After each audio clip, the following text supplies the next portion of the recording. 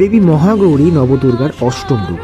কালীমূর্তি থেকে স্বাভাবিক অবস্থায় ফিরে এসে মানস সরোবরে স্নান করে তিনি ঘন কৃষ্ণবর্ণ থেকে উজ্জ্বল বর্ণে চাঁদের মতো শোভিতা হন। শ্বেত শুভ্র বসন পরিহিতা দেবীর হাতে থাকে ডমরু এবং তার বাহন হল ষাঁড়।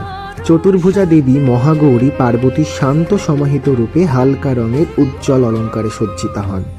সবশেষে নবদুর্গার নবম রূপ সিদ্ধিদাত্রী দেবী সিংহবাহিনী এবং চারটি হাতেই তিনি বরাভয় দেন ভক্তদের।